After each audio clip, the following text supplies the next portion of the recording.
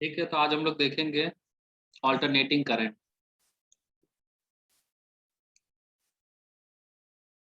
ठीक है,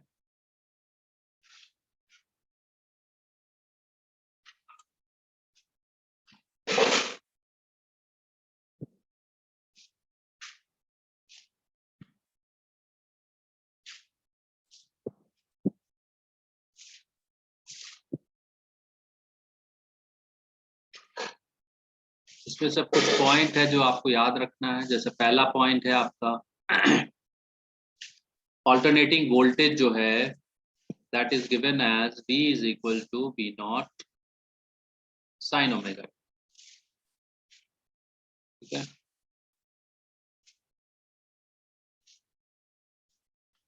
when it is applied to a resistor R, it drives a current I is equal to I naught sin omega।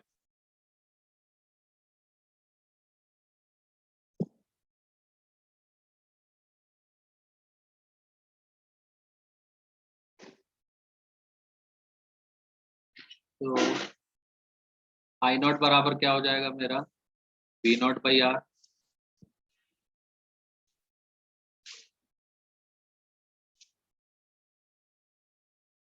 और इस condition में current जो है वो current is in phase with voltage. ठीक है,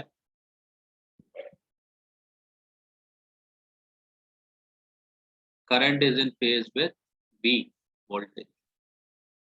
ये पहला पॉइंट है जो आपको याद है। दूसरा point, mean value of voltage and current for half cycle. ठीक है, तो फॉर हाफ साइकिल आपसे पूछा जा सकता है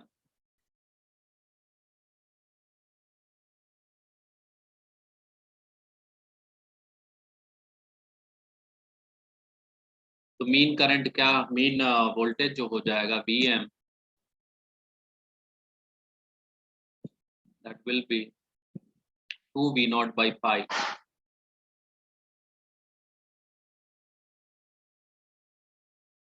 ठीक है, and this is equal to 0.637 V not.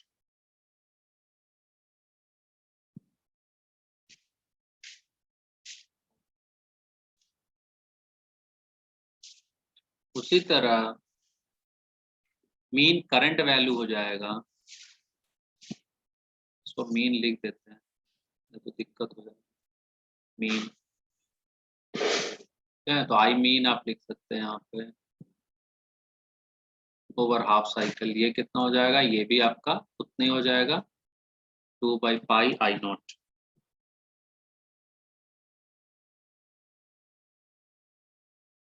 और ये भी आपका 0.637 आई not.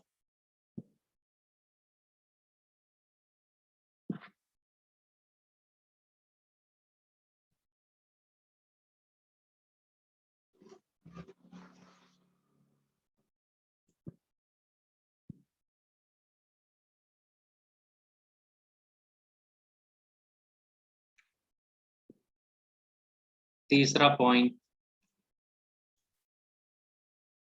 The mean value of voltage and current for complete cycle. ठीक है, तो ये हाफ साइकिल के लिए था, लेकिन अगर हम इसी को कंप्लीट साइकिल के लिए बोले तो वो 0 हो जाएगा। और कंप्लीट साइकिल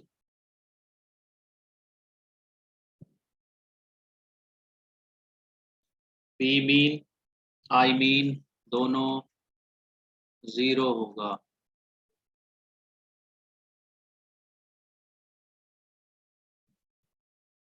ठीक है, तो हाफ साइकिल के लिए याद रखिए, फुल साइकिल के लिए याद रखिए कि दोनों जो है वो 0।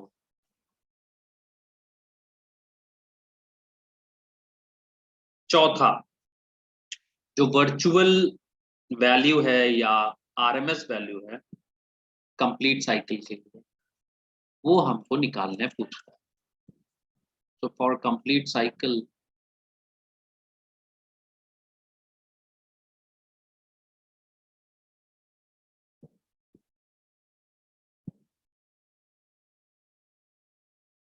कंप्लीट साइकिल आपको आरएमएस वैल्यू निकालना है उसका, तो वी आरएमएस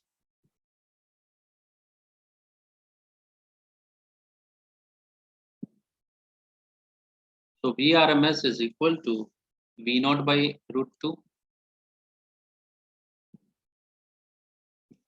और ये आपका आता है 0.707 वी नॉट।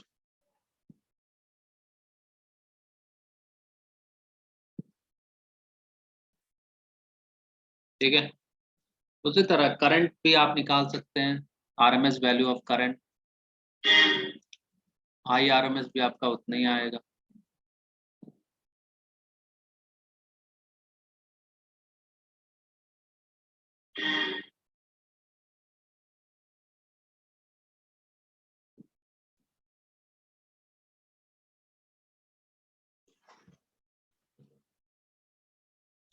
.707 I not. ठीक है, तो बहुत डायरेक्ट क्वेश्चंस आते हैं आपसे, हाफ साइकिल के लिए मीन वोल्टेज निकालना, current voltage current mean current निकालना, कंप्लीट साइकिल के लिए मीन वोल्टेज और मीन करंट निकालना, और कंप्लीट साइकिल आरएमएस वैल्यू निकालना। ठीक है, तो ये काफी इसी क्वेश्चंस इस चैप्टर से आपको रहेगा और आप आसानी से अगर ये सब याद रहेंगे पॉइंट्स तो आप आसानी से लिख सकते हैं। अब मान लेते हैं आपका प्योर रेजिस्टेंस सर्किट आपको दिया गया है। ठीक है, तो ये आपका रेजिस्टेंस है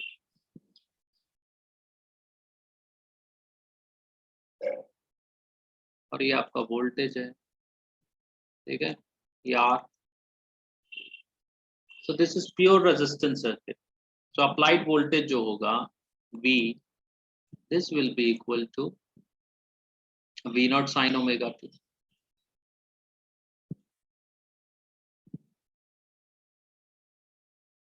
ठीक है,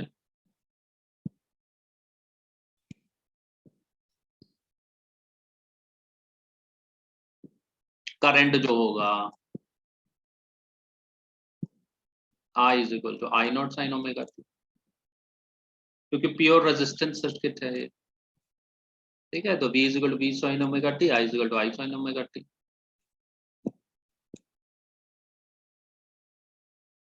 रेजिस्टेंस तो R दिया ही हुआ है, फेज चेंज जो है वो आपका 0 होगा क्योंकि ये I जो है फेज में है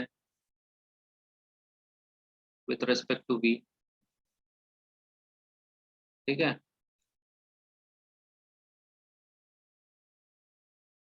फर्स्ट पॉइंट और फिफ्थ पॉइंट एक्चुअली सेम हो गया उस हिसाब से, बट यहाँ डायग्राम आपको दिखाना था मेरे को, इसलिए मैंने दिखा दिया। अब अगर मान लेते हैं आप प्योर कंडक्टिव सर्किट लेते हैं। ठीक है,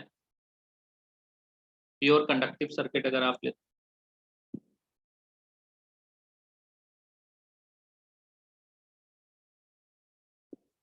ये C और ये V is equal to V not sine omega t।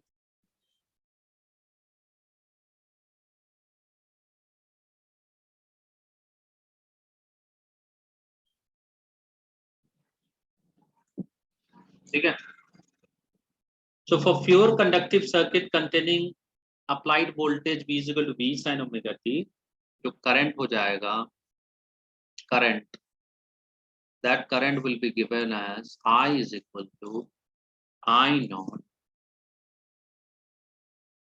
sin omega t, sin of omega t plus 90 degree. ठीक है, तो प्योर रेजिस्टिव सर्किट में आप देखें वो फेज में था। ठीक है, लेकिन प्योर कंडक्टिव सर्किट में आप देख रहे हो कि जो चेंज है I is equal to I sin omega t plus 90 degree. ठीक है, तो ये आपके पास है एक चेंज। अब यहाँ पे एक और चीज हम लोग डिफाइन करते हैं और उसको बोलते हैं कैपेसिटिव रिएक्टेंस। ठीक है, ये सब टर्म है जो आपको याद रखना पड़ता है, कैपेसिटिव रिएक्टेंस। ठीक है,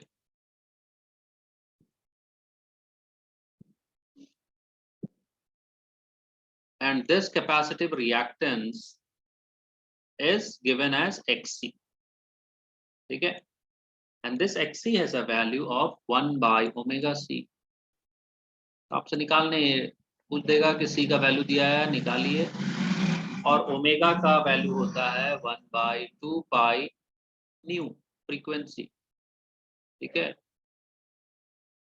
इंटू सी, ठीक है। ये हो गया कैपेसिटिव रिएक्टेंस का। उसी तरह आपको पूछा जा सकता है RMS value of current for this case, ठीक है, आरएमएस वैल्यू आपसे पूछा जा सकता है। So I RMS is E RMS by XC, ठीक है।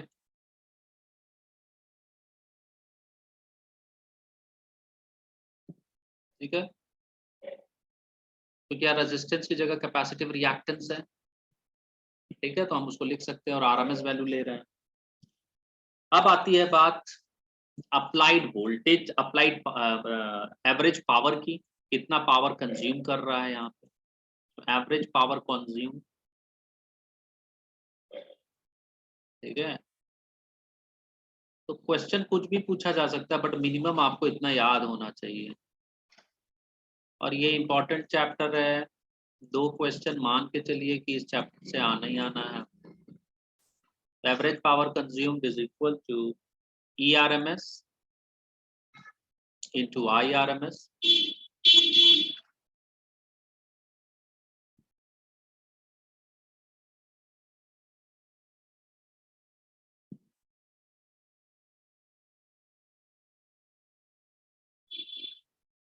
and cos 90।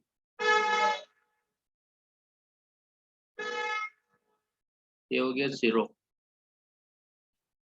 ठीक है। अब यहाँ पे आप देख रहे हैं जो करंट जो है, करंट और वोल्टेज फेज में नहीं है, करंट जो है इट लीड्स द वोल्टेज। तो ये भी एक इंपॉर्टेंट पॉइंट है जो आपको यहाँ याद रखना पड़ेगा, current leads the applied voltage bye 90 degree,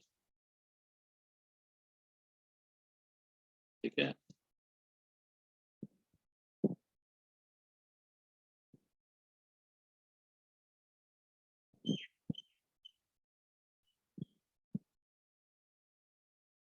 तो प्योर रेजिस्टिव सर्किट हो गया, प्योर कैपेसिटिव सर्किट हो गया, प्योर, अब इसके बाद आपका आता है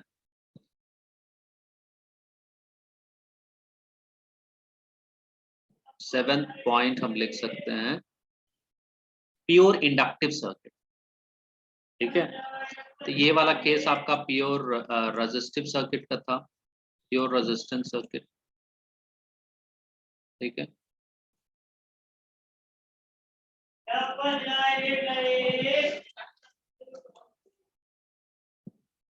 ये सब पॉइंट आप लोग लिख लीजिए कॉपी में तो ज्यादा बेटर रहेगा, ठीक है, और इसी को रिवाइज कीजिएगा 2-3 बार। और ये कंडीशन आपका था प्योर कैपेसिटिव सर्किट का।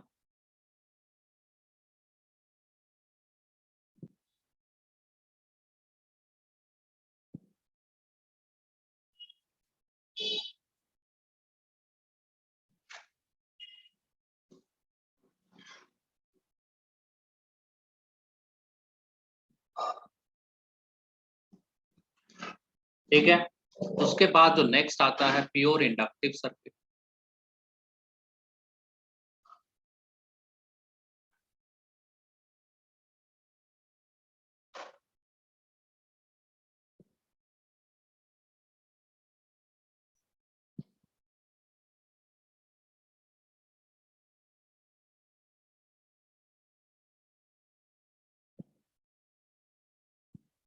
तो प्योर इंडक्टिव सर्किट में आपको जो डायग्राम दिया जाएगा, एक इंडक्टर है आपके पास, ठीक है, तो सिर्फ एक इंडक्टर ही रहेगा आपका,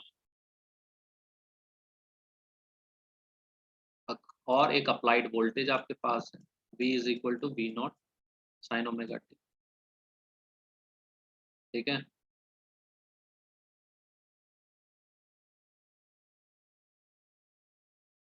यहाँ पे अप्लाइड वोल्टेज आप देखिए V is equal to V sine omega t है, करंट जो होगा इस केस में आपका वो क्या करेगा, लैग करेगा। उसको हम लिख सकते हैं I is equal to I not sine omega t minus 90 degree, क्योंकि लैग कर रहा है।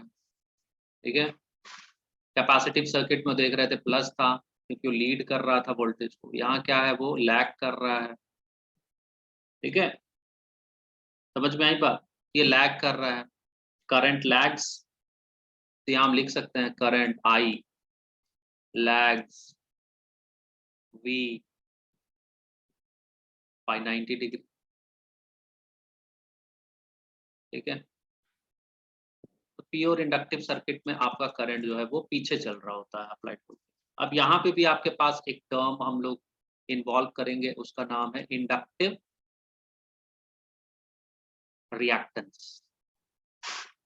ठीक है, तो we will define a new term inductive. जैसे पिछली में कैपेसिटिव रिएक्टेंस हम लोग डिफाइन किए थे, तो यहाँ पे भी हम डिफाइन कर सकते हैं इंडक्टिव रिएक्टेंस को। ठीक है, और ये हो जाएगा मेरा, इंडक्टर को हम L से डिटरमाइन करते हैं, ये L है मेरा, ये XL हो गया। ठीक है, XL is equal to omega L, और ओमेगा को आप 2 पाई न्यू लिख सकते हैं, 2 पाई इंटू फ्रीक्वेंसी और L। ठीक है, अब यहाँ पे भी आप डिटरमाइन कर सकते हैं IRMS। ठीक है, तो IRMS is ERMS by XL।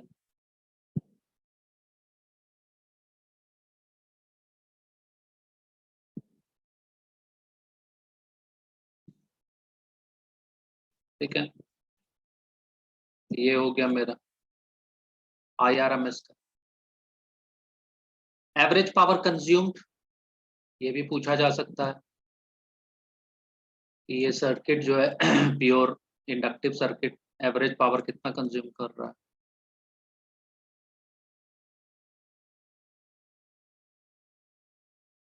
Average power consumed is ERMS cos 90, ये भी 0 हो जाएगा।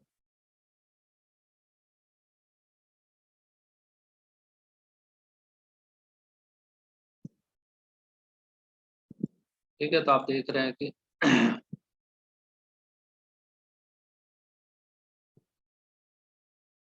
तो ये हैं इसके फिजिकल पैरामीटर जो आप प्योर कंडक्टिव सर्किट में आप निकालते हैं। समझ में आ रही है बात। अब इसी तरह हमको और हम डिफाइन कर सकते हैं सर्किट्स। तो अब कॉम्बिनेशन में अगर हम सर्किट लेते हैं, जैसे मान लिया हमने एक सीरीज LCR सर्किट ले लिया, तो L भी है आपके पास,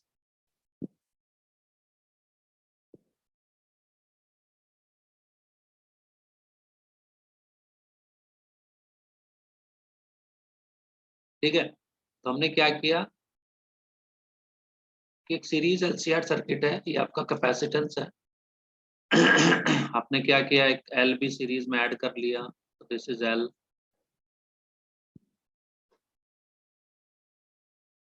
और फिर आपने एक रजिस्टर भी ऐड कर लिया, तो दिस इज R। ठीक है, और आपने वोल्टेज जो अप्लाइड वोल्टेज है वो आपका वैसे ही है जैसे आपने पहले लिया था, V is equal to V not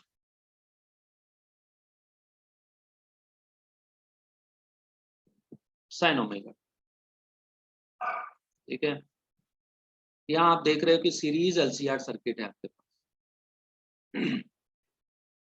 ठीक है, अब यहाँ पे आपको समझना है कि जो अप्लाइड वोल्टेज है V is equal to V not sine omega t है, करंट क्या होगा, करंट हम इसका निकाल सकते हैं। तो इन दिस केस करंट जो है that will B I not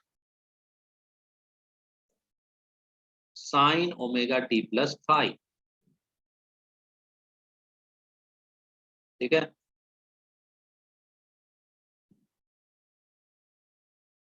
ठीक है, तो यहाँ हम लोग एक फाई डिफाइन किए। फाई क्या है, phase difference. So this phi is phase difference, ठीक है, between current and voltage, phase difference between I and V, I and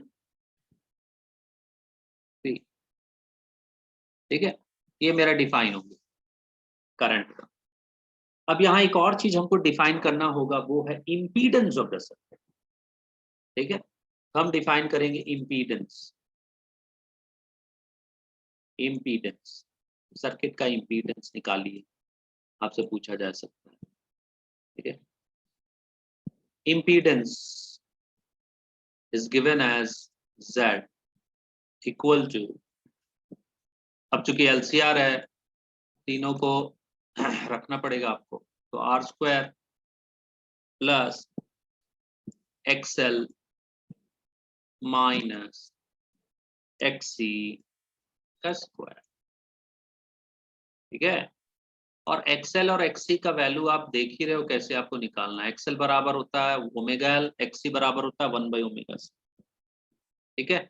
ये आपको अभी आपने जाना था, प्योर इंडक्टिव और कैपेसिटिव सर्किट में आपने देखा कि XL जो होता है वो ओमेगा L होता है और XC जो होता है वो 1/ωc होता है, ठीक है। ये आपको याद रखना, तो आप इम्पीडेंस यहाँ से निकाल सकते हैं। उसी तरह इम्पीडेंस निकालने के बाद आप फेज डिफरेंस भी आपसे निकालने पूछा जा सकता है, तो आप फाई निकाल सकते हो। तो this phi is given as tan inverse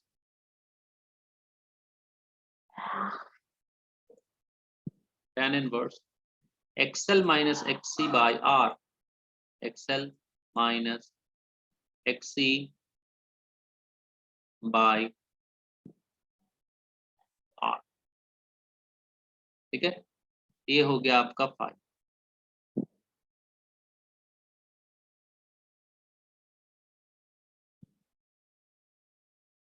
और यहाँ पे आपको क्या आपसे पूछा जा सकता है, यहाँ से पूछा जा सकता है IRMS, जैसे बाकी समय में भी आप IRMS निकाल रहे थे, RMS वैल्यू ऑफ करंट, यहाँ पे भी हम निकाल सकते हैं IRMS। so this is equal to ERMS by impedance।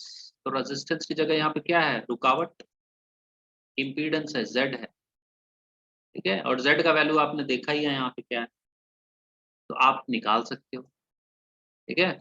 IRMS निकाल सकते हो, तो पहले Z निकाल लो using this formula √/R² plus XL minus XC का स्क्वायर, और उसके बाद ERMS बाई Z करो, ठीक है। अब नेक्स्ट जो पॉइंट आता है वो है average power consume, average power consume, ठीक है। तो नॉर्मली क्वेश्चन जो आपसे LCR सर्किट से पूछे जा सकते हैं, क्योंकि इसमें सब चीज दिया हुआ है, तीनों है। या सिंगुलर भी पूछा जा सकता है आपसे, जैसे पीछे अभी किया गया। एवरेज पावर कंज्यूम जो P हो जाएगा, ठीक है, P एवरेज, यहाँ पे भी लिख सकते हैं P एवरेज, ठीक है। तो P एवरेज जो हो गया वो आपका कितना हो जाएगा, IRMS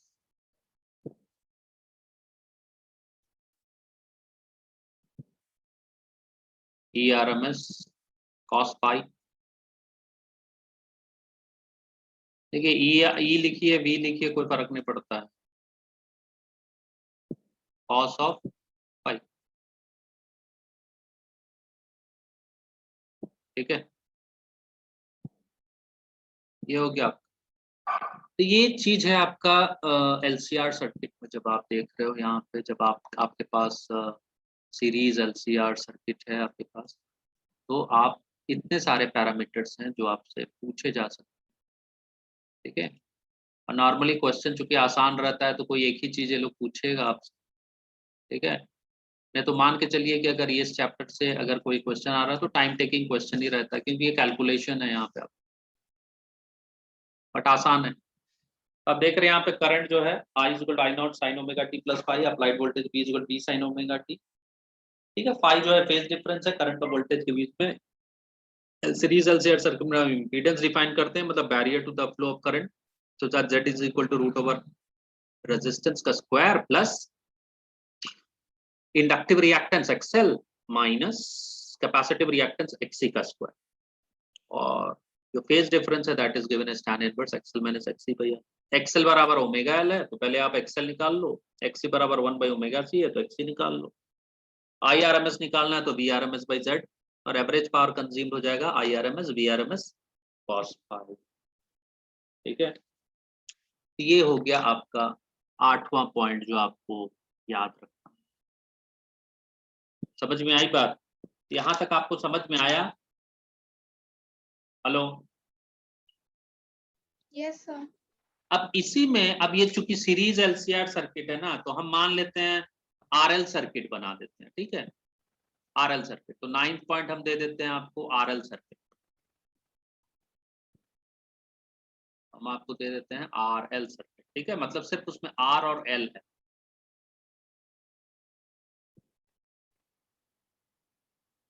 तो आरएल सर्किट आपके पास रहता है अगर, तो आपको डिफाइन क्या करना है, मेन आपको इम्पीडेंस ही ना डिफाइन करना है, ये जेड ही डिफाइन करना है एक्स्ट्रा, बाकी सब तो जेड को लेके आप कर सकते हो।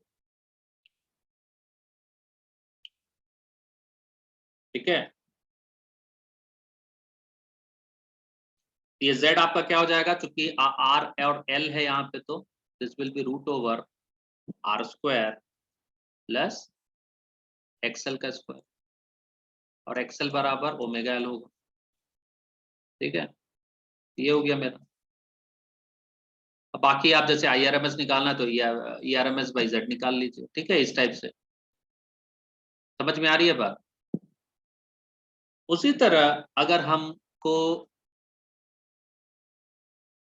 RC सर्किट दिया, 10th पॉइंट हमको क्या दिया, RC सर्किट। ठीक है, उसमें L नहीं है, R और C है, तो इस सर्किट के लिए भी हम डिफाइन कर सकते हैं आपका Z। तो Z बराबर मेरा क्या हो जाएगा, root over R square plus XC का स्क्वायर। तो बस यही अंतर होता है, मतलब सीरीज एलसीआर सर्किट आप याद कर लीजिए, और उसके बाद RC और RL सर्किट में आपको Z जस्ट समझना है। ये हो गया R square plus XC square. ठीक है, समझ में आई बात? अब आती है बात 11th पॉइंट। अगर आपको दिया हुआ है LC सर्किट, ये भी तो पॉसिबल है, LC सर्किट अगर दिया हुआ है तब आपको इम्पीडेंस डिफाइन करना है। Then impedance is Z is equal to XL minus XC।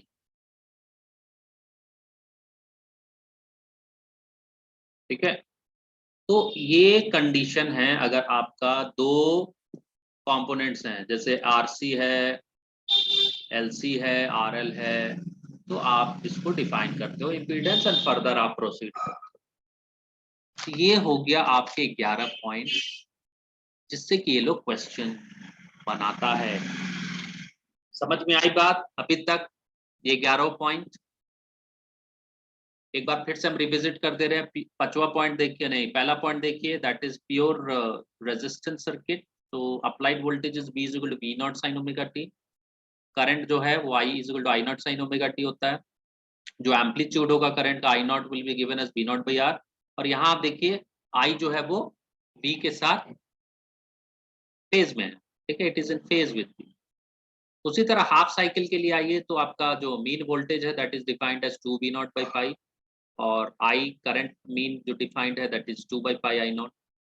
Complete cycle के लिए आइए तो V मीन और I मीन 0 होगा। कंप्लीट साइकिल के लिए आइए तो आपके पास RMS का जो वैल्यू होगा VRMS that is V naught by root 2, and IRMS is V naught by root 2। ठीक है, उसके बाद आइए इधर 5वां point, that is again pure resistance circuit का डायग्राम देखिए, सिर्फ R मौजूद है, तो I is equal to I not sine omega T.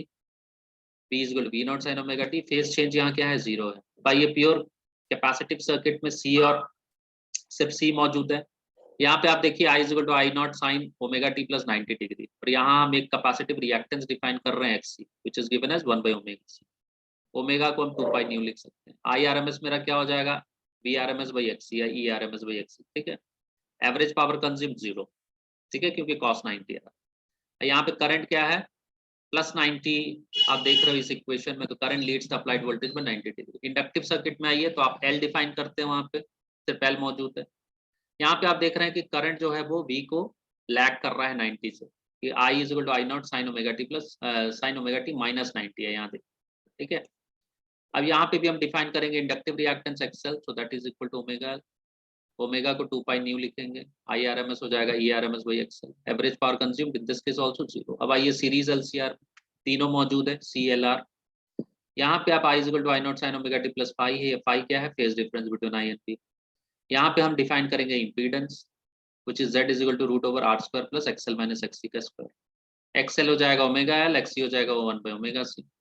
पाई बराबर हो जाएगा tan inverse XL minus XC by R। IRMS हो जाएगा ERMS by Z। Average power consume का फार्मूला हो जाएगा ERMS cos फाई, ठीक है।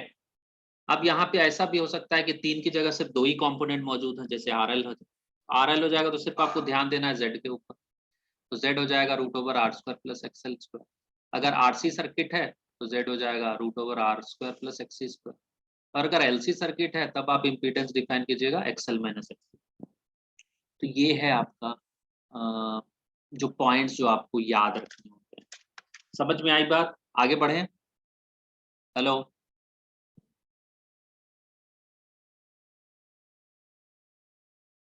हेलो,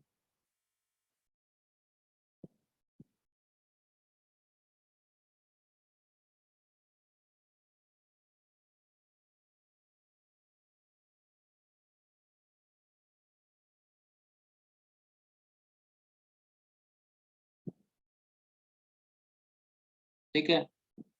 तो मैं इसको क्लियर करता हूँ, मैं आगे बढ़ता हूँ 12वें पॉइंट की ओर, ठीक है। तो 12th पॉइंट जो होगा आपका वो ये होगा कि मान लिया अगर रेजोनेंस है, कंडीशन ऑफ रेजोनेंस इन, ठीक है, तो ये भी काफी इंपॉर्टेंट पॉइंट है एग्जामिनेशन पॉइंट ऑफ व्यू से। कंडीशन ऑफ रेजोनेंस इन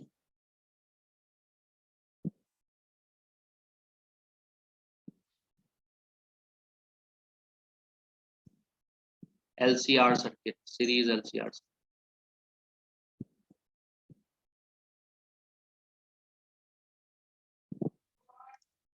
ठीक है।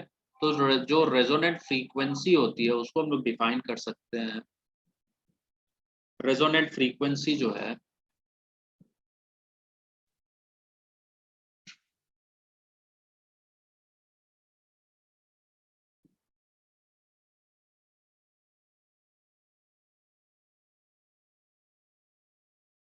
Omega not is equal to 1 by root LC, ठीक है।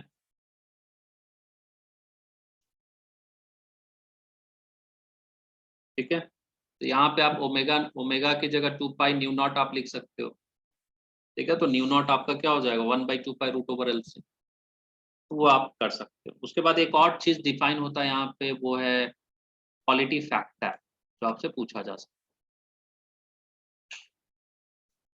Quality factor.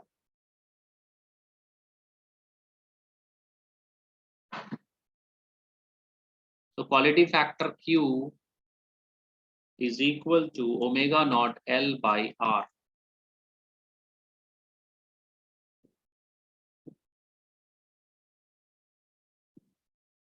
ठीक है, omega naught L by R। तो इसको हम लोग और दूसरे फॉर्म में भी लिख सकते हैं, 1 बाई ओमेगा नॉट CR, ठीक है। तो आपसे कभी कभार क्वालिटी फैक्टर भी निकालने पूछ देता है, ठीक है। अब जो लास्ट पॉइंट आपको यहाँ से इस चैप्टर से याद रखना है वो है ट्रांसफॉर्मर, ठीक है। तो ट्रांसफॉर्मर से आपसे क्वेश्चन, ट्रांस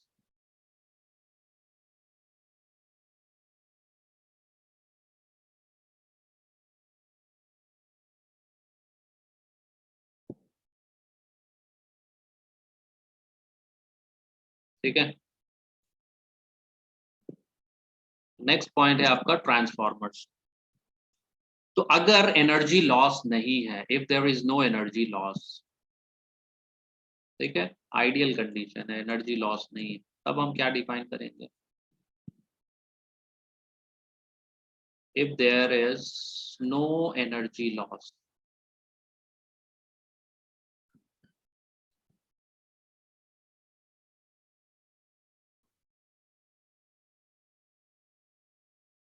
ठीक है, तब हम डिफाइन करते हैं transformation ratio K is equal to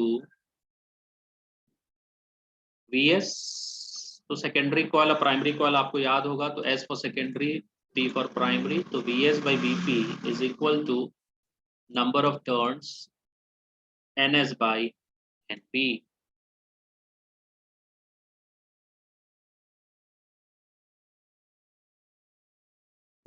ठीक है, ये मेरा आपका ट्रांसफॉर्मेशन रेशियो आपको यहाँ पे मिल गया।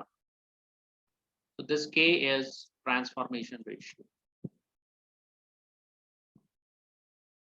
तो आप इसको in terms of ratio of VS and VP आप डिफाइन करते हैं। तो K is equal to VS by VP and number of turns अगर लेंगे तो number of turns in secondary और number of turns in primary coil का ratio आपका हो जाएगा के का वैल्यू।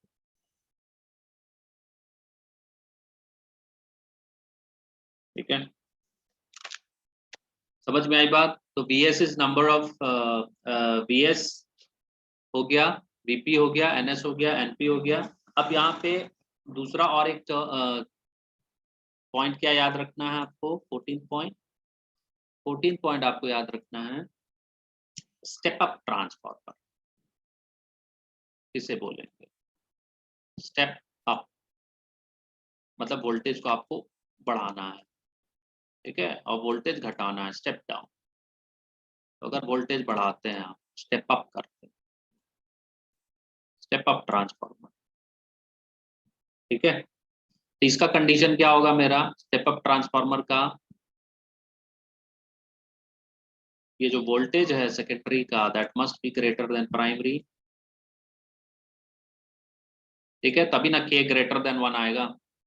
हाँ, वीएस वीपी से बड़ा होगा, या अब अगर हम नंबर ऑफ टर्न्स की बात करें तो NS should be greater than NP, number of turns in secondary should be greater than number of turns in primary coil। ठीक है, ये मेरा स्टेप अप ट्रांसफार्मर का कंडीशन, क्योंकि मेरे को के को ग्रेटर देन 1 लाना है, ठीक है। तो इन दीज केस आपका क्या होगा? के विल बी ग्रेटर देन 1, ठीक है। तो स्टेप अप हो गया, ज्यादा हो गया ट्रांसफॉर्मेशन।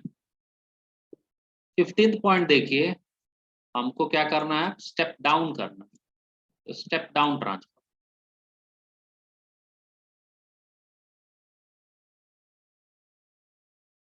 तो स्टेप डाउन ट्रांसफॉर्मर,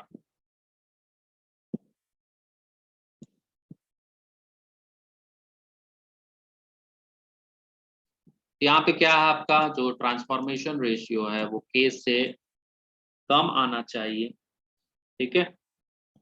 तो कंडीशन यही होगा ना, के से कम कब आएगा? अगर वीएस वीपी से कम होगा, एनएस एनपी से कम होगा, मैथमेटिकली।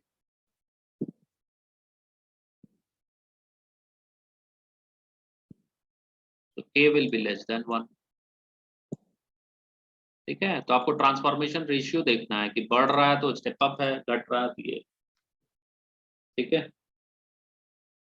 अब यहाँ पे एक और टर्म हम लोग डिफाइन करते हैं, that is 16th term, 16 point, वो है efficiency of transformer, eta, eta transformer, efficiency of transformer,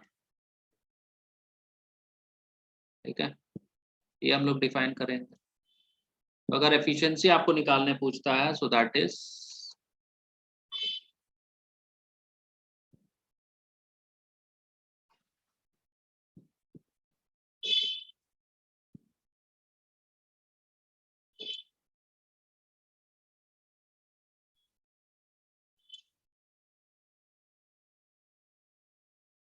ठीक है। तो इस तरीके से हम इसको प्रॉब्लम को हम लोग सॉल्व कर सकते हैं। समझ में आई बात?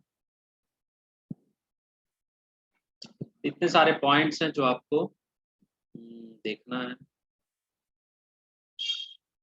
ठीक है, जैसे कंडीशन ऑफ रेजोनेंस आपको देखना है कि वो resonant frequency omega not is equal to 1/√LC आएगा।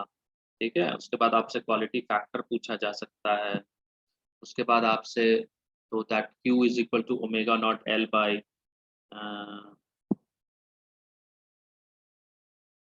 ठीक है omega naught L by R और दैट इज इक्वल टू 1/ओमेगा नॉट CR। इसी तरह ट्रांसफॉर्मेशन में आपसे पूछा जा सकता है। ठीक है,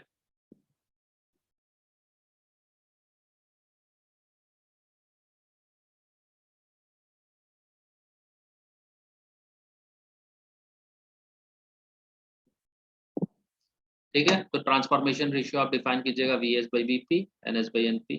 स्टेप अप ट्रांसफार्मर के लिए आपका ट्रांसफॉर्मेशन रेशियो 1 से ज़्यादा होना चाहिए, तो VS should be greater than VP, NS should be greater than NP। उसी तरह स्टेप डाउन ट्रांसफार्मर में VS should be less than VP, NS should be less than NP। ये हो जाएगा आपका K लेस देन 1। और उसी तरह आपको ट्रांसफार्मर की अगर एफिशिएंसी अगर आपसे पूछी जाती है तो एफिशिएंसी बराबर क्या होता है? एफिशिएंसी का मतलब होता है इनपुट इनपुट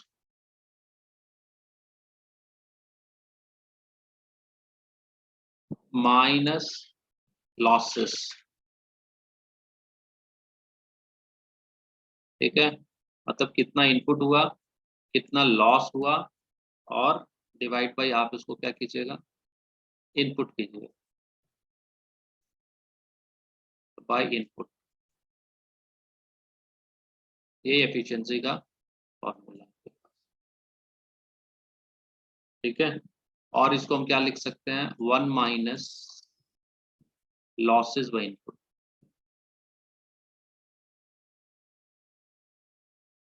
ठीक है,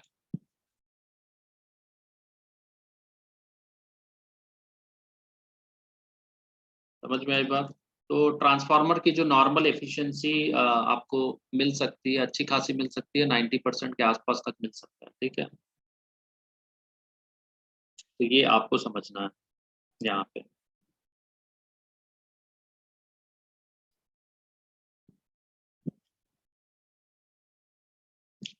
ठीक है, तो यही पॉइंट है और आपको यही चीज समझना।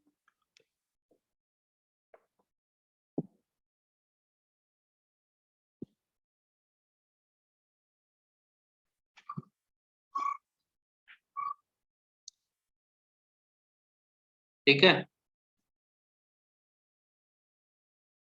तो ये सेशन तो अभी कंप्लीट हो जाएगा क्योंकि टाइम अब 1 मिनट दिखा रहा है। मैं दोबारा शेयर करता हूँ। ठीक है, प्रॉब्लम के लिए मैं एक और लिंक मतलब फिर से कनेक्ट करते हैं, इसको कैंसिल करके ज्वाइन कर लीजिएगा आप लोग। सुनाई दे रहा है ना? हेलो,